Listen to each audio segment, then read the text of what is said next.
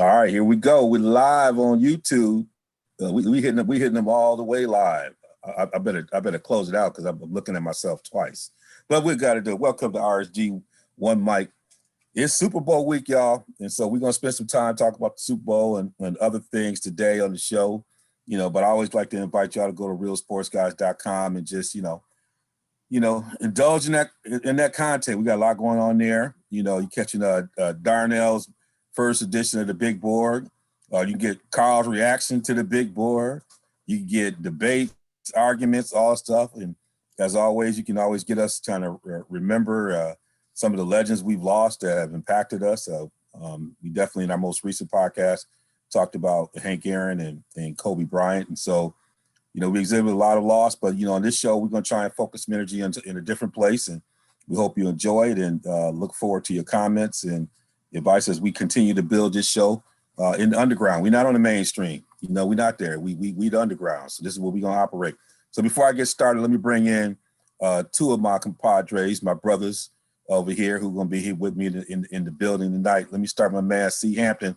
Looked like he was on the floor of the Congress trying to get them to understand maybe impeachment is not the right route to go right now. We need to do the people's business. What's up, man? How you doing?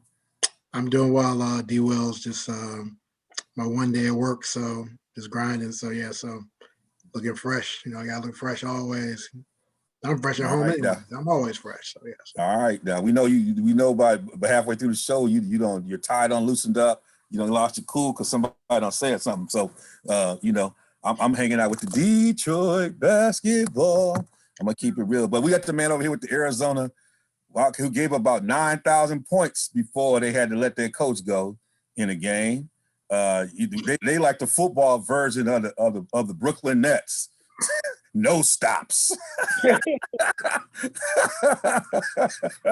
That's where they at right now. What's up, Darnell Kirkland? And we got to put it for you, Junior. It's a new day. It's a new day. I'm always gonna rep Arizona. I got family ties. You always say I should put the Junior on my name. Yeah, but the original Darnell Kirkland, he played baseball once upon a time for University of Arizona.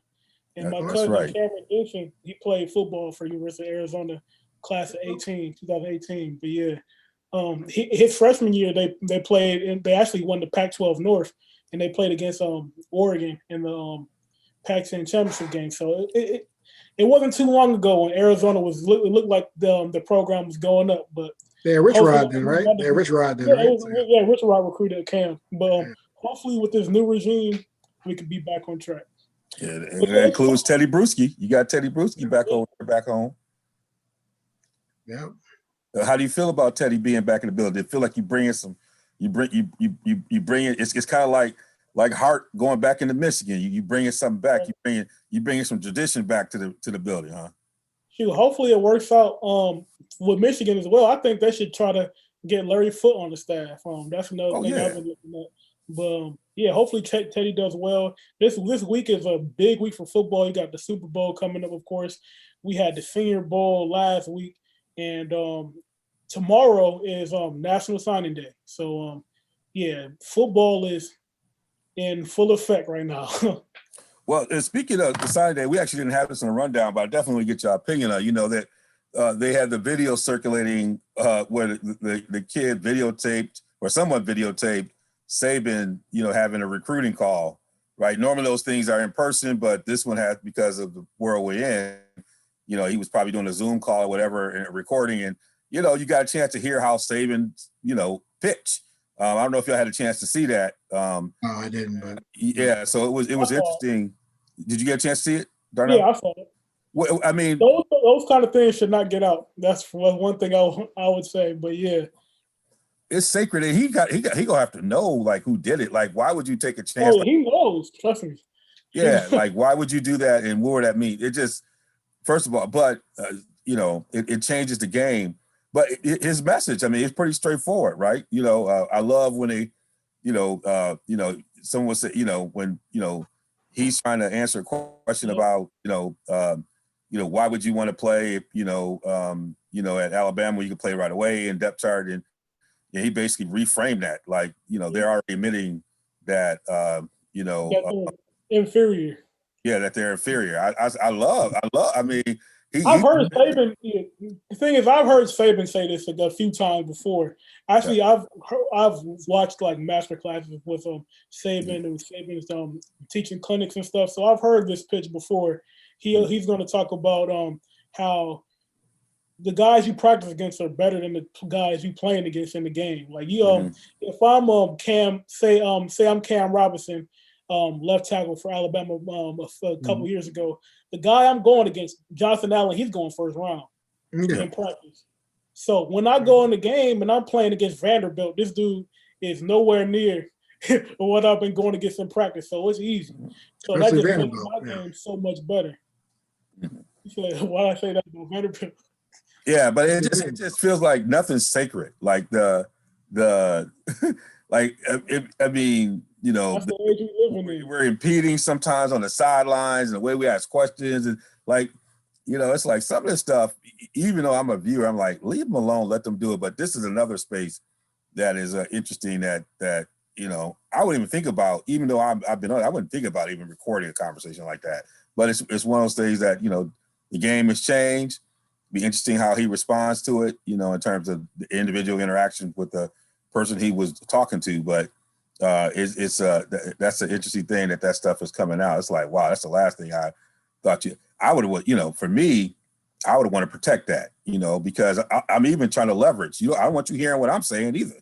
You know, I'm trying to, if I'm a parent or a player, I'm trying to figure this out, and I'm trying to figure out what Clemson is saying. I'm trying to figure out, you know, I'm making that a sacred space for me to do what I'm going to do. But I guess a lot of these folks don't really care about that. But since we in that spirit, the Senior Bowl, which again, I've recently, and you know, Darnell's helped bring me along in the football side. This is why I like having Youngin. And Hammer's helped. Hammer and Hank, who's not with us, he's you know, dealing with a personal thing with the death of the family. We would always want our thoughts and prayers are with, you know, the Davis family and everybody involved as they're trying to deal with, you know, stuff in terms of relative. And so, you know, we got to just keep the ship going. But they got me inspired with, you know, watching baseball more than I have. You know, I just haven't paid attention to it. But when they, you know, doing the Inside the Park, I started saying, let me start paying attention to baseball. I started hearing Hammer and them talking about it. And so, you know, I stayed away from the Senior Bowl because but now I spent some time with Darnell even today. I said, man, I should have been watching practice. You know, because practice is what I watched it a couple of times, but I didn't really look at it, you know. So now I'm gonna start treating it like summer league. You know, I'm gonna start, now that you got me inspired, next year I'm gonna start watching. I'm gonna set my schedule so I can watch those practices. Man, I've been sending you stuff from the last week or so. You know, much like Hammer, we both got these really serious day jobs right now. So we in the middle of we in the front lines of this storm. So that's what I'm saying. Keep it going. we have to divide our energy. No half stepping. There's no half stepping. We got to stay on top of it. But so I'll start with you, Darnell, and then go to Hammer. You know, what did you draw from just the week of the Senior Bowl? Who did you see?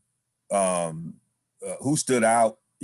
Obviously, with your big board, were there any things that impact your big board, or what did it just reinforce the things you already thought? Yeah, there's some catch that I love watching this because you see guys from smaller schools that are hungry to go against these guys that come from big programs, and on the flip side of that, you see some of the Alabama guys, and you just like, do they really want to be here? It's like, I saw Alex Leatherwood get beat like a drum. Like, he didn't want to see Quentin Roche at all. He lost a lot of money. Deontay Brown, he hasn't given up a sack in like 2 or 3 years, they said. And him and those one-on-ones, he looked like he had stone feet. I mean, so yeah, stuff like that, it can impact the draft board. But yeah, guys that I liked, I really love Ellerson Smith from Northern Iowa. Dylan Radins from North Dakota State played amazing. You got a center, David Moore from Grambling, who balled out. You got Shi Smith, a little slot receiver from South Carolina, was amazing.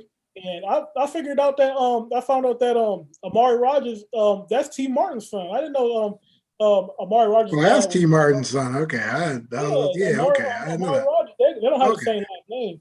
that's what confused me. But I saw it when I was watching the Senior Bowl. It said, "Oh, T. Martin's son, Amari Rogers." I was like, "I've been watching Amari Rogers for years, and I didn't know that." But yeah, I saw he impressed me. Tackle Trey Smith from Tennessee, he impressed me. Roche, Greg Rousseau's teammate, Quinn Roche, from Miami, he impressed me. And Boogie Basham, he's so quick. The pass rusher from Wake Forest, he was really good. And there's a few names. There's a lot of names, the guys that impressed me. But they're talking about reading it up. The lineman from Whitewater. Meinerz. He didn't play, but he really made a name for himself, especially considering the fact that he couldn't play this year. So he moved up. Moved up a day probably. He'd probably be a day too big. He was good, but like I think he got a lot of hype because of his hair. Like and the story too. So they put him above, but I don't think he's better than Radins at all. Like no, I ain't saying that. North Dakota State. He didn't play at all this year either. They had that one showcase game. That's true. They had that one game with Trey Lance. Yeah, showcase game. That's it. Yeah. So Radins balled the whole all week during senior. Michael Carter balled. Yeah. Oh yeah, I expected him. Yeah. But sometimes, like I said, the Bama tackles didn't come up. They didn't show up there. They were like they were eating well in Mobile. That's it. A lot of soul food in Mobile, but that's about it. They weren't playing no football. So.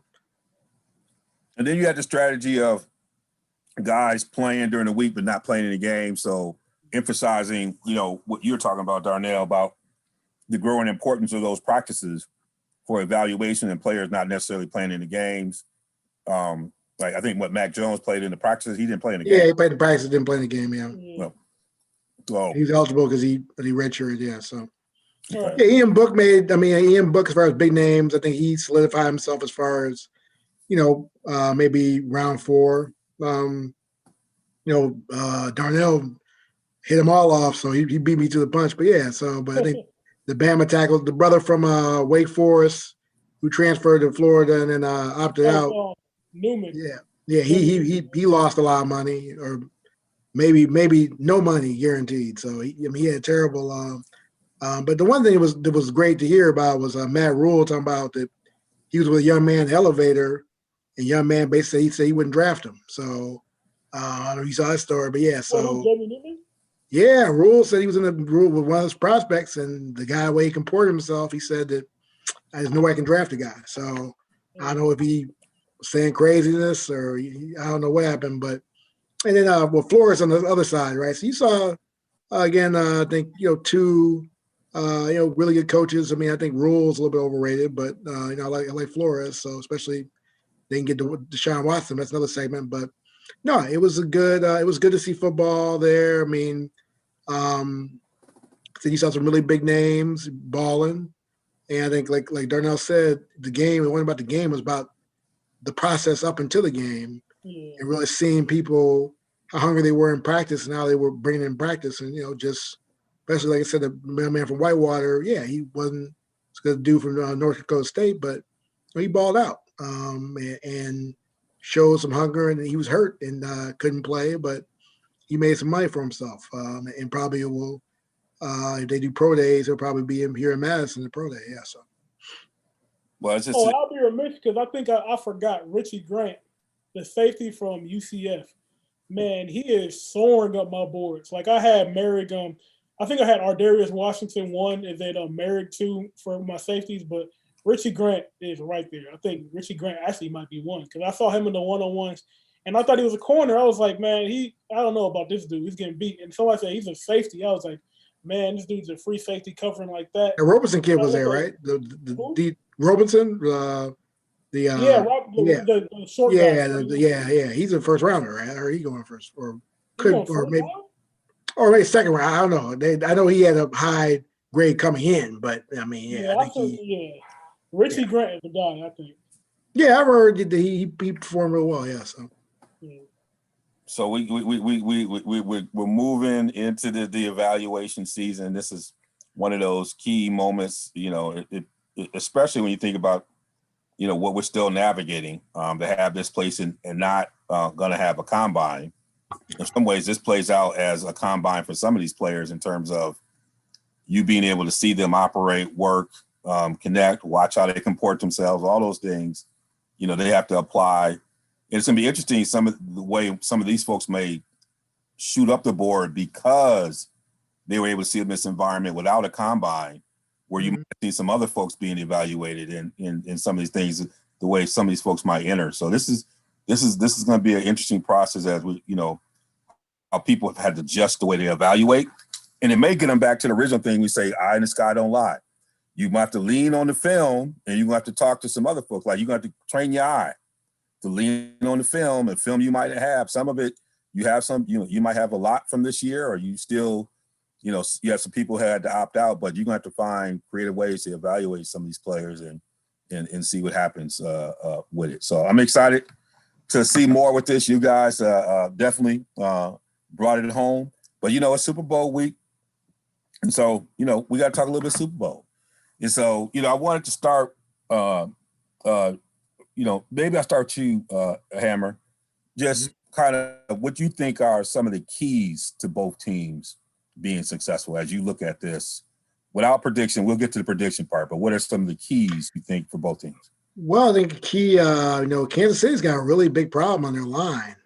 People underrate. I mean, obviously, we're going to look at the top players like Mahomes and Brady and, you know, Godwin and Tyreek Hill and, you know, Evans. But, you know, football, Darnell knows football is one between the lines. And so the, you know, I guess one guy's the protocol and injury to Eric Fisher. I mean, their line is really a hot mess right now, even though I know that Mahomes can compensate. And you look at the other side, you know, Tampa Bay, they're ready to feast. So, you know, Pierre Paul clowning, talking about he don't know who Alex Remmers is. He knows who he is. He's going to take him to school. So that's the bottom line is that you got a severe mismatch as far as that goes. But obviously, you know, they'll compensate with you know, Edwards-Helaire and you know, that great offense. But that's something that the mobility of Mahomes too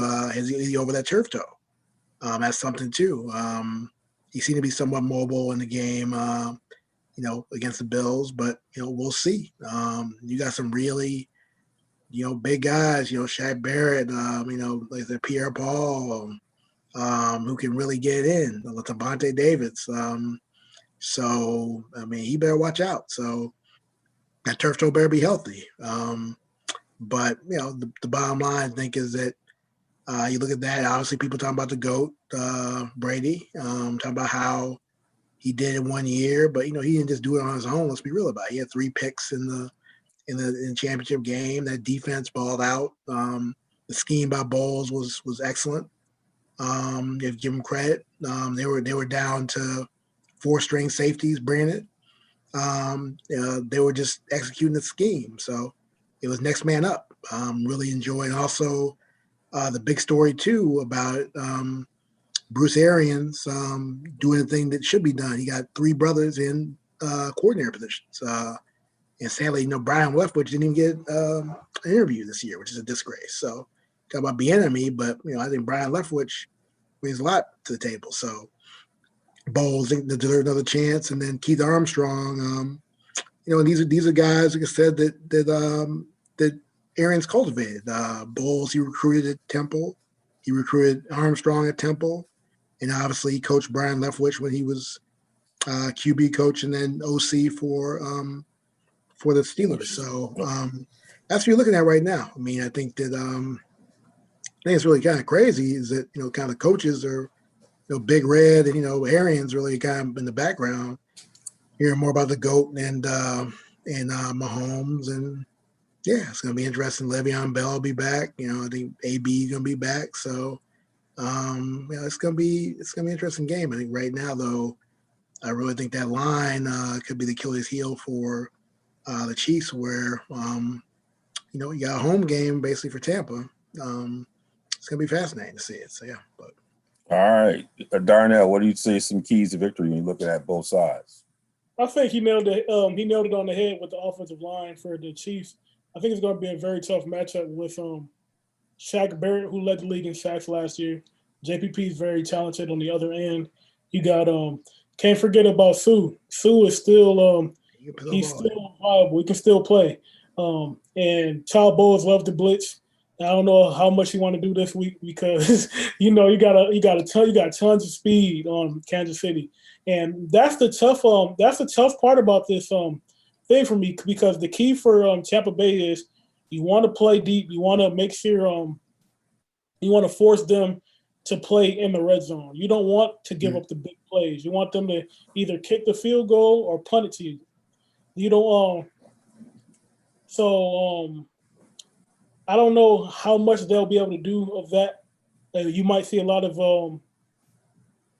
what you saw last year with they held the 49ers held up well for the first 3.5 quarters. And then at the end of the game, it was just too much. The barrage came and Hill got loose and Vlatman got loose one play and Hardman got loose. It's hard to keep away that speed for the whole game. And we saw in their earlier matchup this year. I know the Todd Bowles had a kind of a stubborn plan. It was kind of like Don Brownish, where he was just single covering Tyreek Hill and just letting him go to work. I don't expect him to do that for the Super Bowl. It's just too much on the line. And I expect for there to be some adjustments made, but I don't know how effective they will be. But yeah, that's the game plan. If you're Tampa Bay, you got to keep them in front of you. You got to force them into the red zone and make them score in a short environment. Don't be Kevin King. Don't be Kevin King.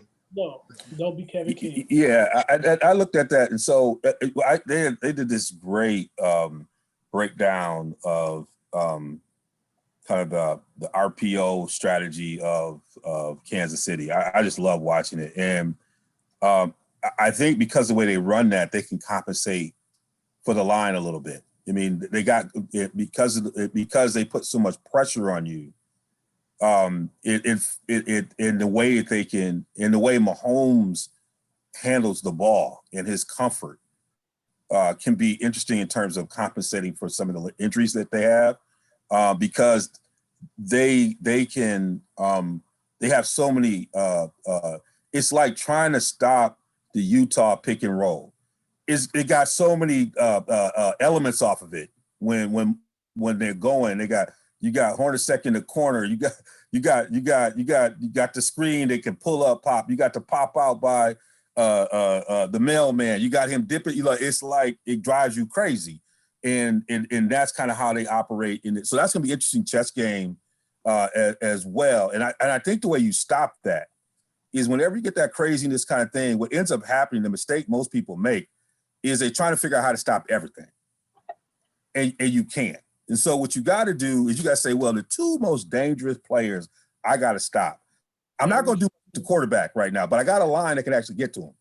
Is I got to get Kelsey and I got to get Hill. Is there any way I can put pause on them?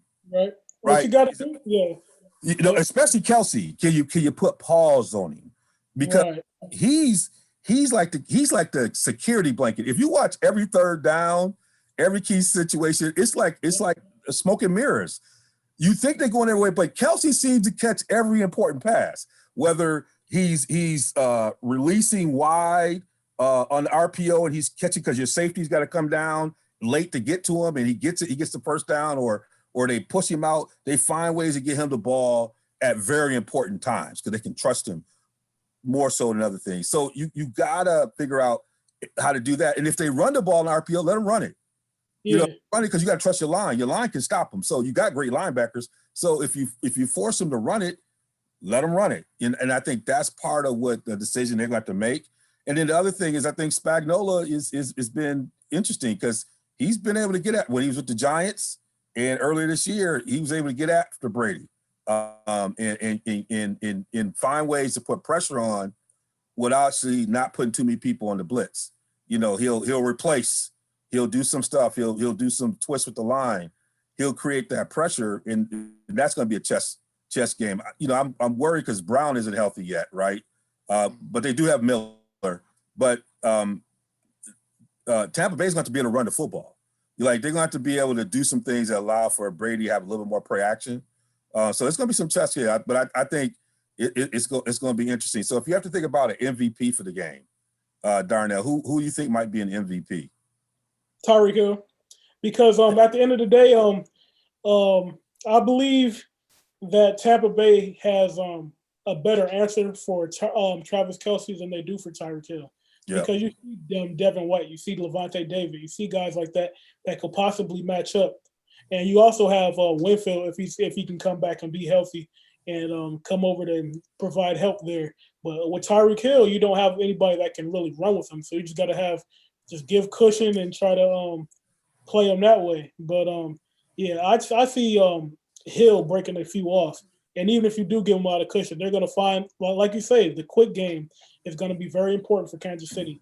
So they might throw a few swing passes to him, throw a few quick slants, a few hitches or something like that, just to get him in space and have them you have the defense to have to cover the whole field. That's going to be important. So if I pick an MVP, it's going to be Tyreek Hill. By the end of the day, it's going to be Patrick Mahomes because they always get a trophy to the quarterback. So yeah. No, that's really so. I mean, Julian Edelman won, Deion Branch won. That's not true. So who you gonna take? There, you taking? I'm taking the GOAT. I just think they're a team of destiny. I mean, they're the team of destiny. I think this year, they started off poorly. It seemed like they had dissension inside, and they really turned the corner. Whatever you hear, the Brady took over the team. Whatever happened, they're bringing it. And so I think that definitely with the emergence of Fournette, I think Ronald Jones will be used well.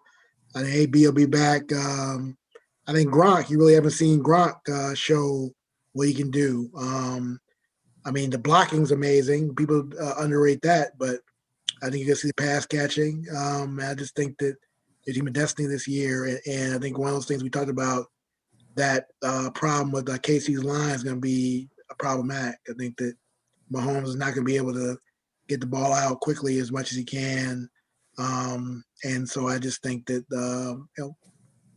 it's their team of destiny, Tampa Bay. They're going to be at home.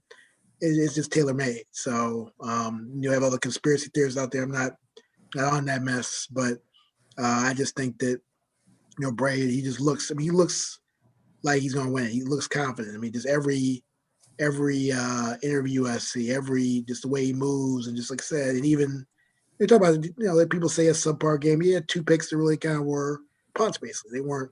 One pick was horrific, but yeah, the rest of the picks, but still had 3 touchdowns. So let's not count that out. And so, Scotty Miller's a world. Ball over against Patrick Mahomes. What you say now? I said, can you afford to turn the ball over against Patrick Mahomes? I don't think he's gonna turn the ball over. That's my point. I don't think he's gonna turn the ball over in this game. I don't know. That Chiefs defense, they seem to step up in big moments. They do step up in big moments, but I think again, I think their personnel, that's one of the weaknesses too. They're not as great defensively, but they do have some good defensive talent. But again, like I said, I don't see the matchups with. I don't see anybody. You talk about Tyreek Hill. I don't see anybody trying to take out Mike Evans, Godwin. So you say so right now we don't want to move it up a little bit in the segment. So you say the GOAT is going to be your MVP. Yeah, GOAT's going to be MVP. Yeah, my MVP is actually for the reason y'all said about the line. Even and I understand what Darnell was saying. I think Travis Kelce is going to be MVP. First of all, he one of the top receivers in the league, and he stand up at every moment.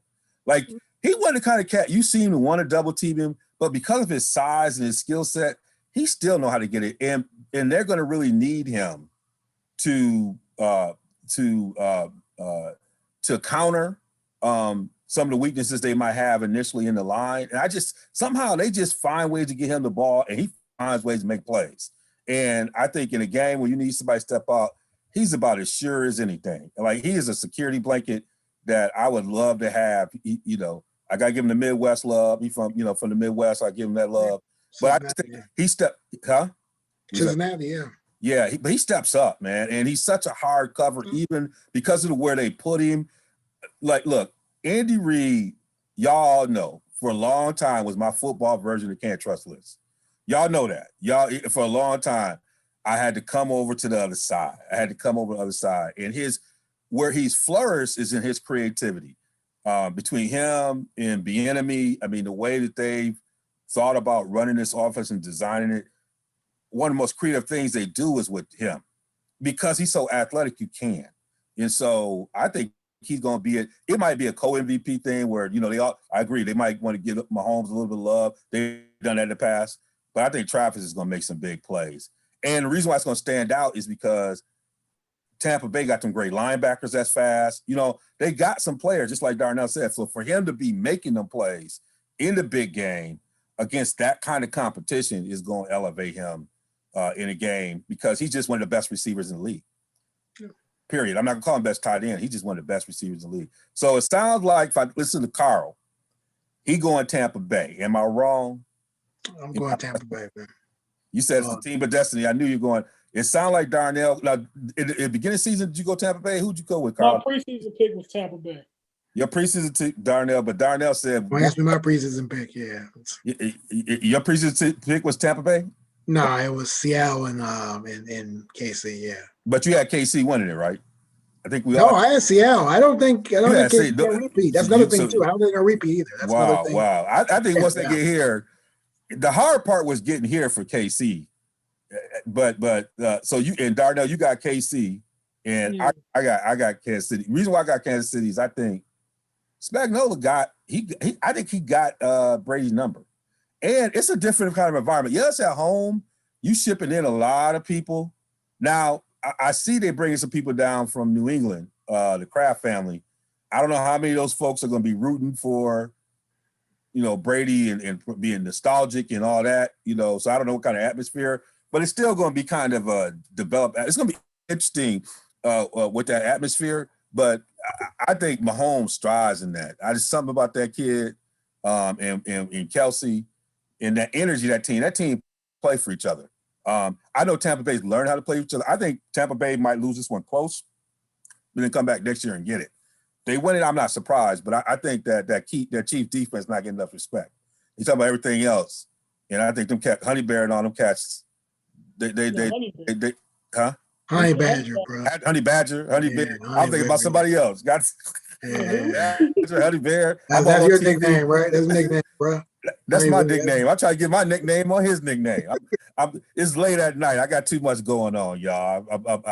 I would, I can't fly straight all the time, but I'll get it right. All right, so we'll see how that goes. We'll see how it flows. We'll see where we go for that. We're gonna go into the cipher, y'all, and in the cipher, we got a trade we got to talk about. Now, when we set this up, we were hoping that my man Hank was gonna be with us because anytime we got Detroit in there, he's gonna say something that's hilarious, but he's not with us to have that conversation. So we gotta go on anyway. You got the trade with Matthew Stafford and Jared Goff, and wanted to just get a sense of, Darnell, maybe starting with you. We had a whole bunch of stuff going back in the chat, but how did these teams make out in this trade? What are some of the benefits for each team with the trade before we get to the negative side? Well, I'm excited for the Lions with this trade because we robbed them. I would just say it like that. We got a whole bunch of picks out of this, and even though I don't, is it Herschel Walker? Like I don't know about Herschel Walker. They ain't get that many. I'm saying a small version of it, like a poor man's version. That, but I don't. Y'all know I don't really care for Jared Goff. I don't think he's that good. He never impressed me at all. But at the end of the day, you can get rid of him. Like, we got picks. We got the number 7 overall pick this year. We could take Zach Wilson if he needs some. If Atlanta picks Wilson, we can take Fields, and that's even better. So if they're not going quarterback. They're not going either quarterback. way, we going quarterback. We're going to sit the quarterback. We're going to develop him, and next year Jared Goff is out of there. So guaranteed money for 2 years. He's not gonna be. He'll be there at least. Yeah, guaranteed money for 2 years. He'll be there at least 2 years. So no, we can cut him after this year. You can, but you'll take a cap hit. I mean, you're a cheap franchise. You're gonna keep him for at least 2 years. Watch. He's not the face of anybody's franchise. This dude is. He's not supposed to be. He's not supposed to be. Jared, you got those picks. Jared Goff is a game manager at best. He is Greg McElroy, AJ McCarron. That is who. But he's better than AJ McCarron. I ain't gonna say that. Yes, he is. He's better than AJ McCarron. No. Because of the system, all he does is he runs a play action and he rolls out. And if he's open, he'll throw it. And if he's not open, he's throwing a pick. I mean, that's just That's Jared Goff's game. You've never seen him just drop back and read the defense and dissect things and make the right. That's not Jared Goff, and I can't rock with him. And on the other side, you obviously it's not saying the Rams are getting anything out of this pick. So the Rams are getting out of it what they want. They're a win now team. They don't value picks right now. They want to get to that next step, and they can't do it with Jared Goff. So they need a competent quarterback, and Matt Stafford will bring that to them. If he stays healthy, though. If he stays healthy. And they needed to stop going to Mexico and celebrating. That was the wrong place to go. Jared Goff got benched for AT&T failure. So at the end of the day, Matt Stafford is definitely an upgrade, and that's something that they needed. They gave up a little too much for him, but at the end of the day, if he can get you to that next step, that's something you have to look at. Hammer, what do you think? Add some into this one before we go to kind of look at it from a different. But Bay got his number 2 guy. I mean, I think who he wanted. It was leaked. He wanted Aaron Rodgers, so the Packers said no. So, I mean, yeah. Well, I mean, they said no, but what'd you say no? Again, what? They ain't trading no Aaron Rodgers. Well, I'm not gonna say that. I just think the deal wasn't that. Just wasn't. I mean, I don't think I trade him now, but. No, and I think the fan base would revolt on them, so they're not going to trade him right now. But I think the bottom line is that Stafford is the type of quarterback that's going to fit the McVay system. As Darnell said, Goff is, he's an above average quarterback. He's not going to beat you. He's going to scrum. He's not a scrum. This guy made the Super Bowl, so I give him credit. He's above average. He's above average. He's not spectacular. He's not worth his money he's getting, I guarantee you that much. So he got a great agent. I want to know who his agent is. I want to hire him to do a deal for me. But yeah, again, for Detroit, I think they have a bridge quarterback for a couple of years. I think Brad Holmes, who came from Rams, likes Jared Goff. This is what happened. Also, the fact that they were able to get more picks. And also, you had people who put picks on the table this year, but, the Lions thought the long game. They wanted those extra picks for that guaranteed money they were taking on with Jared Goff. And I think Jared Goff would do better. DeAndre Swift is going to ball next year. I think he's going to have a big year next year. I think he's going to, they're going to be a run-first team with Campbell. And they got Hockenson. They just got to Hockenson as well. So they're not going to need Jared Goff for them to win games for them. They need for him again to be a game manager, and DeAndre Swift and whoever free agent wide receivers they get. T.J. Hockenson, you broke it down, but I think DeAndre Swift's gonna have a big year. I think that really Campbell, the type of football he's gonna play, really goes to smash mouth type football that's gonna have where you don't need a quarterback like a Matthew Stafford. You're gonna need a Jared Goff who gets things done. And so I think that's what you do. But the picks are great for Detroit as long as they don't mess them up like they've done in the past.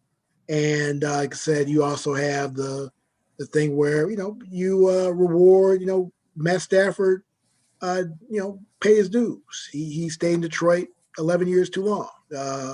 And so, 12 years too long, whatever. And now he's got an opportunity, but he's got to stay healthy. That's his big problem is that he's not stayed healthy. And that Rams offensive line is suspect. And so they're going to have to fortify. I mean, Les Snead's going to have to hit some home runs in those middle rounds like he's done before.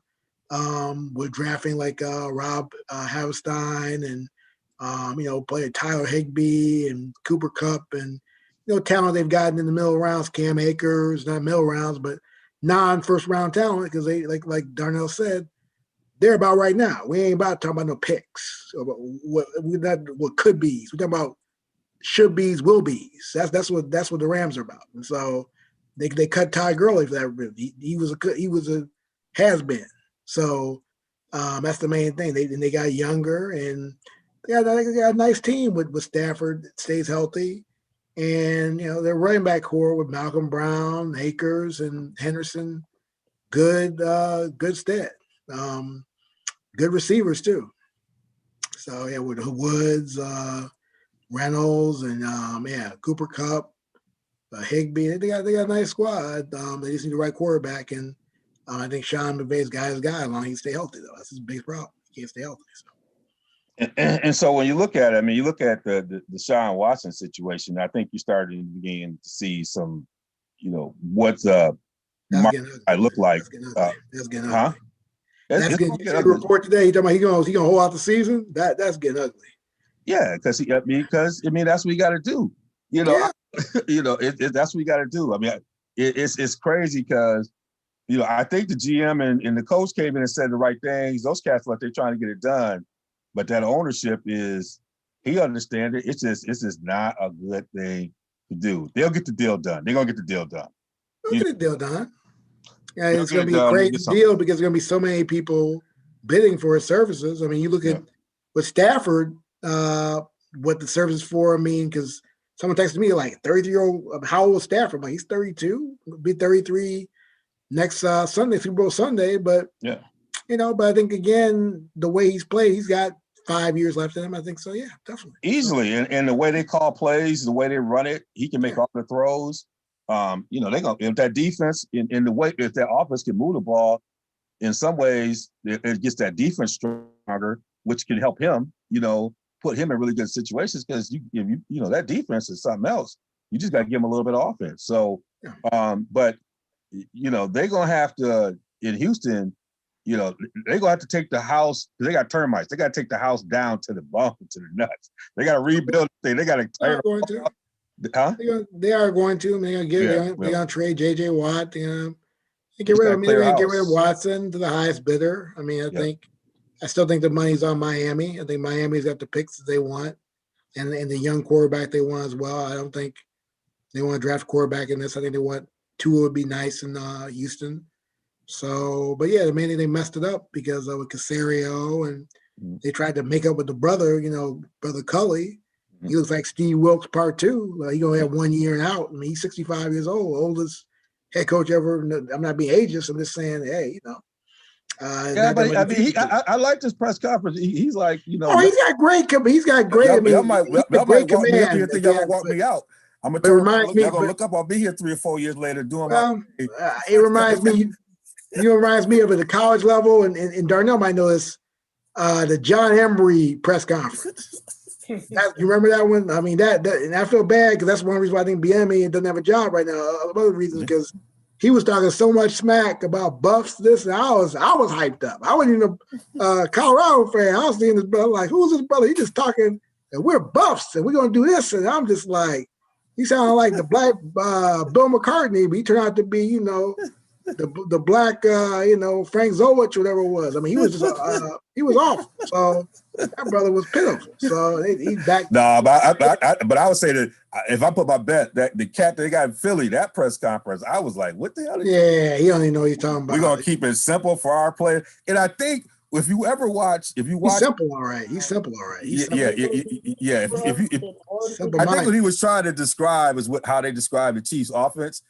They said these are real simple concepts, but they make it difficult for the defense to adjust. I think that he was trying to say that, but he didn't. And that right there told me if I put bet, he won and done, man. He won and done. Like he won and done. I mean, he's they was up there like Frank White's water boy and got a job. Come on, don't even call plays. Yeah. And for Carson Wentz, and they think they're gonna salvage. They're gonna try to salvage Carson Wentz. That's gonna be a disaster. And didn't even come with the suit or anything. He just came up in there like, "Hey, I just got out of practice, like a post-practice committee." So there's a lot going on out there in those streets. We'll just have to look at it. I think, as someone who grew up in Southeastern Michigan, I had to leave my Lions early on in my childhood. I saw the writing. I had to go east. I left the Lions the day and Sue left, and Dominican Sue left.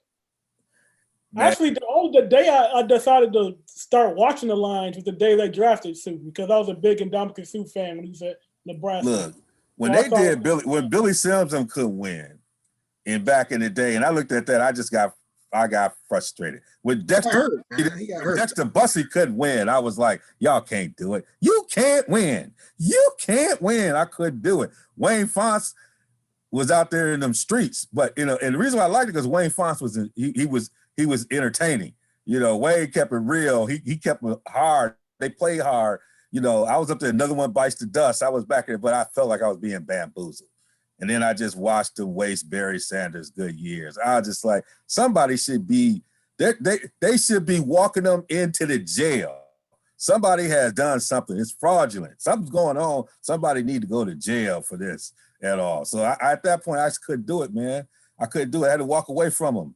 I couldn't do it. Early in my career, I realized. And that was when, in some of those years, the Steelers post kind of Nolan, and those they was lean. They was lean. They didn't have a lot of good years, but they played hard. You could tell they were trying to make good decisions. You could figure it out. I couldn't, it just but there seems to be a little bit of light. I'm just hoping it's not a train. We just can't do anymore. We gotta get some these Detroit pro sports, somebody gotta wake up. Somebody gotta make it happen. And I'm hoping that the Lions have put themselves in position in a sport where you can turn it around to at least make a run. I just hope they can do it. All right. So enough of that. We normally have Hank here to drop the mic, but I'm gonna do a little bit different, man. I'm gonna start with, each of us just saying, what's been good for us in these first month of sports, the thing that's just kind of cherished or whatever it is, that bright spot. We're entering Black History Month. We kind of been in 2021 for the first time.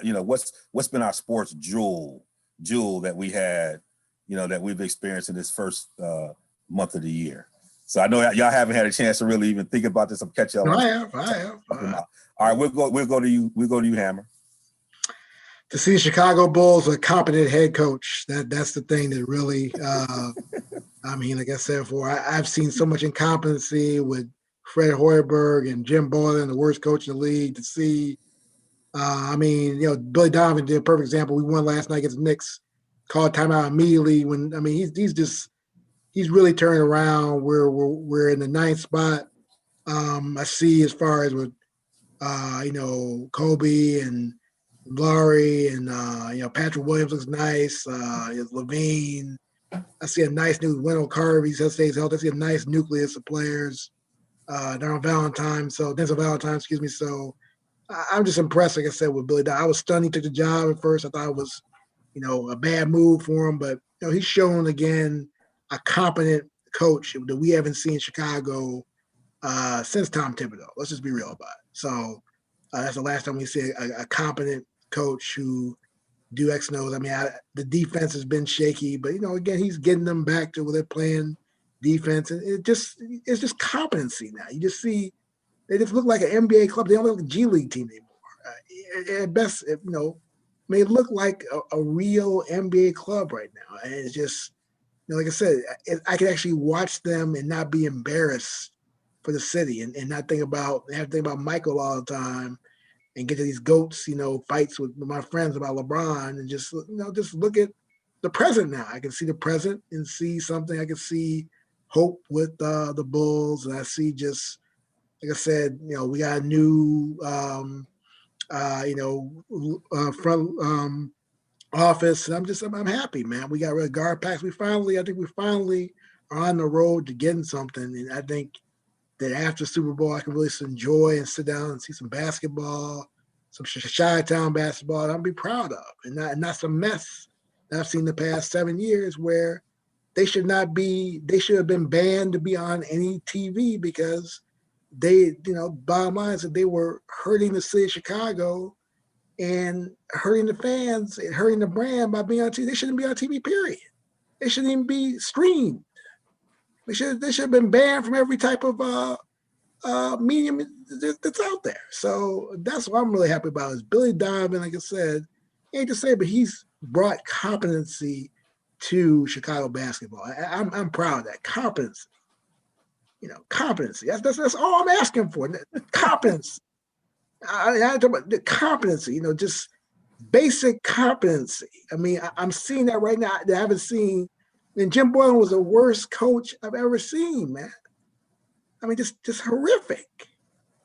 So we have a bright spot in Chicago. I agree with you. I would say Billy Donovan, even when he took over in OK City, what was interesting about this is that he came in a very difficult situation when you had Durant and Westbrook coming off of Harden leaving, and you could see him trying to negotiate that. And I remember in the final against Golden State, where he was trying to get KD to trust. He kept saying to him, trust. You could see him focusing on the right things, trying to handle a very difficult situation. And I was like, you already knew he was a great college coach, but and having him kind of negotiate that entire situation was great for him about coming to Chicago. He's almost like he gets to start from scratch, coming in with credibility, with things you already know he does. He's not negotiated a lot of that other stuff, and he still figured out how to try to make that work, deal with the Paul George stuff. But coming to Chicago with a lot of those young players, it's kind of in between his college years. He knows how to work with those young guys and what he's learned since his time in the league.